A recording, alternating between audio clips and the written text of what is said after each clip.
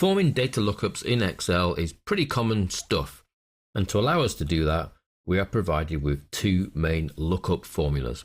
One called VLOOKUP, that's V for vertical, and one called HLOOKUP, H for horizontal. Looking at the VLOOKUP formula, this is the syntax that we are dealing with. Equals VLOOKUP, so that's the name of the function, open brackets. Lookup. Lookup is the value that we wish to look up somewhere, such as looking up a word in a dictionary. So our lookup here will be B75. If I want to find out more information about B75, who he is, what his name is, how old he is. The second part of your VLOOKUP is the table that you're going to look your information up in. So this is my table over here. Notice the color coding. I'm as good as Excel, really. So my table is colored in green. My lookup value is in orange. The lookup value must always exist in the first column of your lookup table. So B75 will be looked up in this column. It won't look in any other column. It'll always look in column 1. Back to our formula. Comma. Column refers to which column of the table, and the columns are numbered 1, 2, 3, 4, completely regardless of the letters. So here we have K, L, M, and N, but it's not. It's column 1, column 2, column 3, and column 4 of our lookup table. So this column refers to which column of information you wish to return back with to your formula. Column 1 is the ID, and we already have that, so you're unlikely to return column 1, but you may return column 2 if you want the gender, 3 for the age, and 4 for the name. Then the last part of our formula is a true or a false. Most of the time this will be a false element because you're looking for an exact match. True will allow Excel to look for a near match, usually used with numbers within a range rather than text values. So if we take our little example below here, we take our B75 and we look it up in this table here. So we look down the first column until we find B75.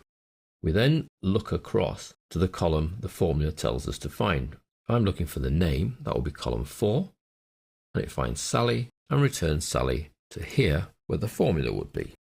And then the age, I would put a formula in here to look up B75, so it runs across the table, comes down to B75, and this time it's told to bring back column 3. 1, 2, 3. So it brings back 32. The logic is straightforward, just a matter of making it work for you. Let's look at a real example. So here we have the sales date, and in the column next to it, I would like the month.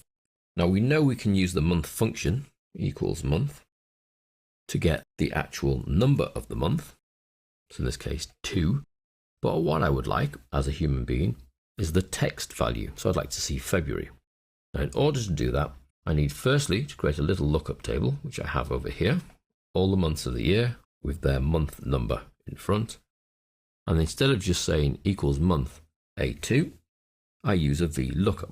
So we start with equals VLOOKUP, open brackets. So the lookup value, the value I want to take to my lookup table, is actually the month of the sale date.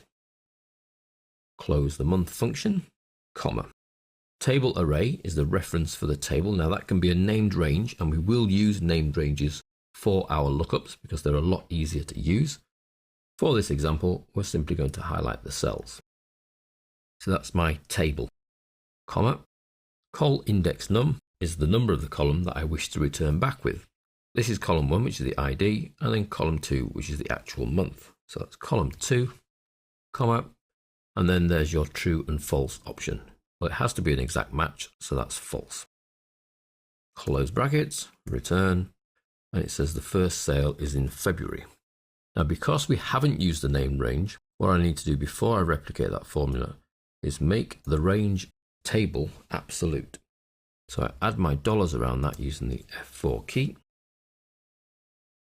and then I can replicate. And now it will do the lookup in each of the cells. That one there looks up the month of A7. So that's 1, goes to the table, finds 1, moves into column 2, which is January, and returns January to this cell here, like so. So that's an introduction to VLOOKUP, the syntax we need, and an example of a real scenario.